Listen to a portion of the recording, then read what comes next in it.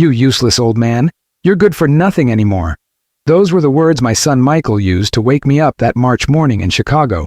What he didn't know was that during 45 years working as an accountant, I had learned some things about money that not even my own family knew about. My name is Robert Thompson. I'm 72 years old, and I spent my entire working life at Mitchell & Associates accounting firm here in Chicago, Illinois. After so many years managing the books for entrepreneurs and wealthy families, you learn that money isn't just numbers in a bank account. Before I continue this story, I want to thank everyone who's here with me right now. I know many of you have been through similar situations with your families, and that connects us in a very special way. If my story touches your heart somehow, it would make me so happy if you could leave me a little heart. And if you feel it's worth sharing this experience with others, please subscribe to this channel.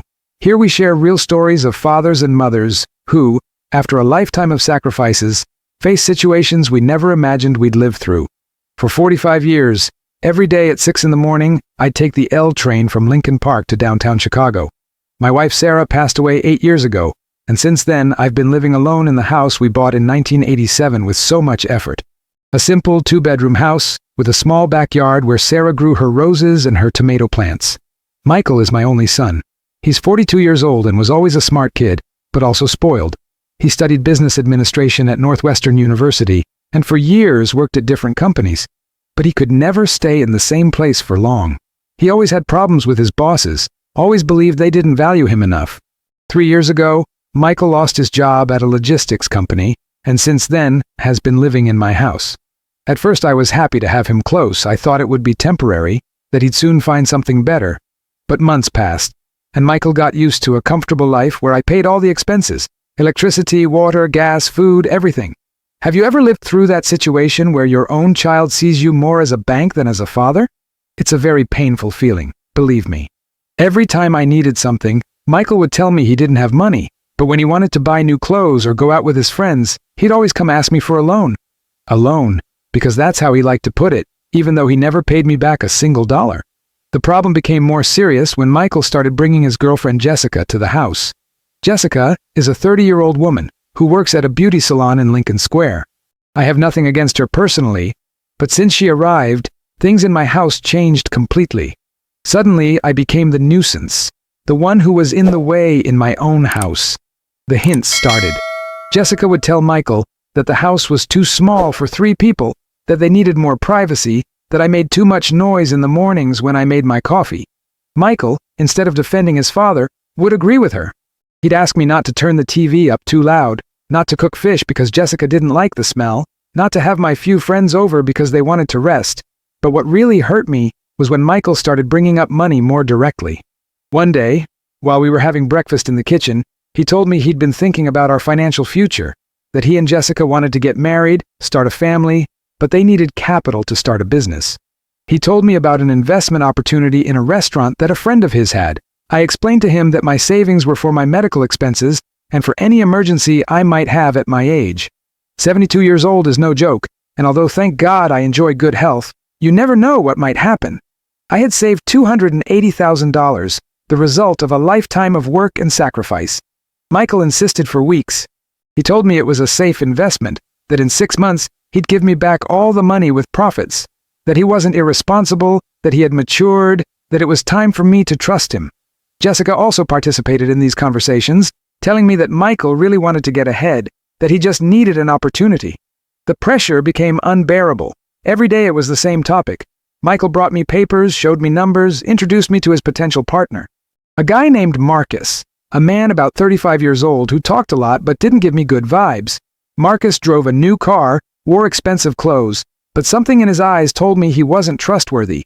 Have you ever felt that pressure from your own children when they want something from you? It's very difficult to say no when the person you love most in the world is asking you for an opportunity. As parents, we always want to believe in our children. We always hope that this time things will work out. Finally, against my better judgment, I gave in. On January 15th of this year, I went to the bank and withdrew the $280,000 from my savings account. Michael was so happy he even hugged me, something he hadn't done since he was a child. He promised me that in 6 months, I'd have my money back plus the profits. The first few days, Michael was euphoric. He told me about meetings with Marcus, about plans for the restaurant, about how they were going to decorate the place. Jessica was also excited, She was already starting to talk about the wedding they were going to have when the business was successful. But after 3 weeks, something changed. Michael no longer talked to me about the restaurant. When I asked him how things were going, he'd tell me everything was fine, that these processes take time, that I should be patient. Marcus no longer came to the house, and when I asked about him, Michael would tell me he was busy with paperwork. At a month and a half, I discovered the truth in the most painful way possible. One afternoon, while Michael was taking a shower, his phone rang, and he couldn't answer it. He asked me to see who was calling. It was Marcus. Without meaning to, I managed to hear part of the conversation that followed when Michael got out of the bathroom. Marcos was demanding money from Michael that he owed from poker. Apparently, my son had been gambling in illegal games at an underground casino in Cicero. There was no restaurant, there was no business. It had all been a lie to steal my life savings. That night, I couldn't sleep. For hours, I sat in the living room, looking toward the backyard where Sarah used to grow her roses, thinking about all the years I worked to save that money. Thinking about all the times I deprived myself of buying something I needed to be able to save a few more dollars. Thinking about the trust I had placed in my own son. The next morning, I confronted Michael. I told him I knew the truth about the money, that I knew there was no restaurant. I expected him to apologize, to tell me he was going to find a way to pay me back, but his reaction was completely different. Michael got furious. He yelled at me that I was a meddling old man, that he was an adult and could do whatever he wanted with his life. He told me that anyway I didn't have many years left. What did an old man like me need so much money for? Jessica got involved in the argument and told me I was selfish, that I didn't understand that Michael had a right to live his life. But what hurt me most was when Michael said those words I mentioned at the beginning. "You useless old man. You're good for nothing anymore. All you do is get in the way in this house. You should have been like your wife, who already died, and stopped being a burden." At that moment, something broke inside me. I had not only lost my life savings, but I had lost the son I thought I knew. The boy I had raised with so much love had become a stranger who saw me as an obstacle in his path. That same afternoon, while Michael and Jessica had gone out, I made a decision. I went to my room and took out from my closet a shoebox that I had kept hidden all these years. Inside that box were documents that neither Michael nor anyone in my family knew about. You see, during my 45 years as an accountant, I didn't just keep other people's books. I had also made my own investments, very discreetly. In 1995, I bought shares in a small telecommunications company that's now worth millions. In 2003, I invested in land in Miami that's now valued at over $2 million. In 2010, I bought stakes in a technology company that has multiplied tenfold. My wife Sarah knew about these investments, but when she died, I decided to keep them secret. I wanted to see what kind of man Michael would become, if he was someone who would take care of me out of love or out of interest. Now I had my answer. The total of my secret investments added up to more than $8 million. Michael had gambled and lost $280,000, thinking he had stolen everything his father had. Poor Michael, he had no idea who he was messing with. That night, I called my lawyer, Mr. David Martinez, with whom I had worked for years. I explained the situation and asked him to prepare some very specific documents. David understood perfectly what I wanted to do. The next day, early in the morning, Michael and Jessica were still sleeping when 3 people arrived at the house: Mr. Martinez, a notary public, and an officer from the family court. I had requested that a record be made of domestic violence for the threats and offenses that Michael had made against me the day before. When Michael woke up and saw all those people in the living room, he got nervous. The officer explained that he had a complaint against him for elder abuse, which was a serious crime in the state of Illinois. Michael tried to minimize the situation, saying it had just been a normal family argument. But Mr. Martinez had audio recordings that I had made with my phone during our discussions of the last few days. In the recordings, you could clearly hear how Michael insulted me, threatened me, and told me to get out of my own house. There was also a recorded conversation where he confessed to gambling my money at the casino. Michael turned pale when he heard his own voice saying all those horrible things. Jessica tried to defend him, but the officer explained that she could also be considered an accomplice if she had participated in the fraud or abuse. Then Mr. Martinez proceeded to read some documents. First, a civil lawsuit for fraud and embezzlement of the $280,000. Second, a lawsuit for moral damages and domestic violence. And third, an immediate eviction order from my property. Michael couldn't believe what he was hearing. He begged me to reconsider, that he was going to change, that he was going to find a way to pay me back. But it was too late. He had disrespected me in the vilest way, had stolen my trust and my money, and had shown his true character. The officer gave Michael and Jessica exactly 4 hours to get their belongings out of my house. He explained that if they didn't do it voluntarily, he would return with more officers to enforce the eviction by force. While Michael packed his things, crying and begging my forgiveness, Mr. Martinez accompanied me to the bank. There, I made some very specific transfers.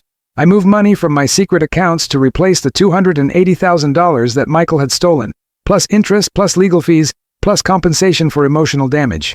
But the most important thing I did that day was change my will.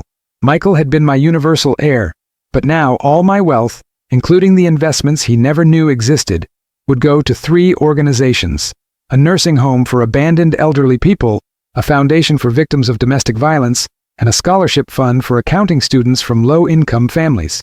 At 2 in the afternoon, Michael and Jessica left my house carrying their suitcases. Michael looked at me with a mixture of hatred and desperation. He told me I was a spiteful old man, that someday I would regret it. Jessica yelled to the neighbors that I was a bad father, that I had thrown my own son out on the street. But I remained calm. For 72 years, I had learned that in life, actions have consequences. Michael had chosen to see me as a useless old man who was good for nothing. Now he was going to discover how useful his daddy's money really was.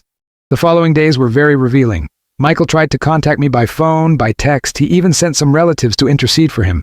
Everyone told me I was being too harsh, that after all he was my only son, that I should forgive him. But do you think a son who's capable of stealing his father's life savings, who's capable of insulting and threatening him in his own house, deserves a second chance without consequences? Sometimes true love requires that we set firm boundaries.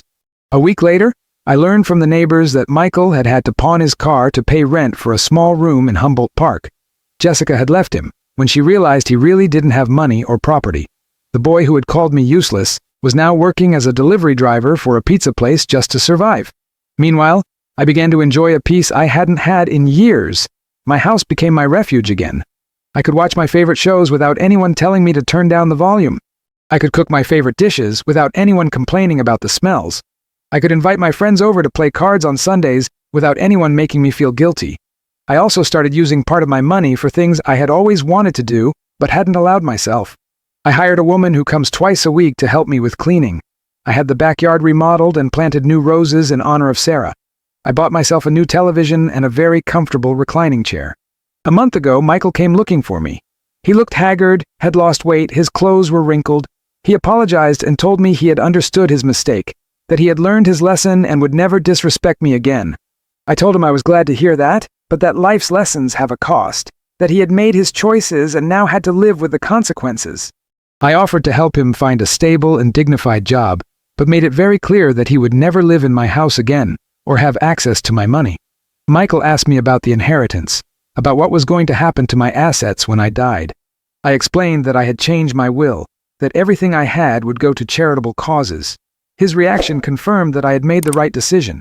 He got angry, complained to me, told me I had no right to dispose of his future like that. There was the real Michael again. Nothing had changed. He still saw his father as a source of money, not as a person who deserved love and respect. It made me sad, but it also gave me peace knowing I had done the right thing. Today, 6 months after all this, I can say my life is better than ever. I have a healthy routine, I read more books, watch more movies, enjoy my food more. On weekends I visit the nursing home where part of my money now goes, and I see many elderly people who were abandoned by their families. Some of you listening to me might think I was too harsh with Michael. Maybe you think I should have given him another chance, that parents should forgive everything. But I learned something very important in these months. Respect is not negotiable, dignity has no price, and true love sometimes requires saying no. My son thought he could take advantage of me because I was old, because I was his father, because he thought I had no options. But he was wrong. Never underestimate an elderly person who has worked their whole life and has learned to value their own dignity. Michael lost much more than $280,000. He lost an inheritance of $8 million. He lost his father, he lost his home, and he lost the opportunity to have a family that would support him in difficult times. All because he decided to see me as a burden, instead of as the person who gave him life and loved him unconditionally for 42 years. To those of you who have stayed with me until here, I thank you from the bottom of my heart for your time and attention. If this story makes you reflect on the importance of respecting our elders, if it helps you value your parents more, then it was worth sharing. I would love to know what you think about this situation. Have you lived through something similar with your families? Do you think I acted correctly, or was I too severe? Your comments are very important to me, because they help me know I'm not alone in these life experiences. If you feel this story might help someone else, I invite you to share it. And if you want to keep hearing real stories like this one, subscribe to this channel. Here we support each other through these family issues that are sometimes so complicated but so important. Always remember, age brings wisdom, but it also brings the right to be respected. Never allow anyone, not even your own children, to treat you as if you were a burden. You are worth a lot, you have fought a lot, and you deserve to live your golden years with dignity and peace. God bless you all, and see you in the next story.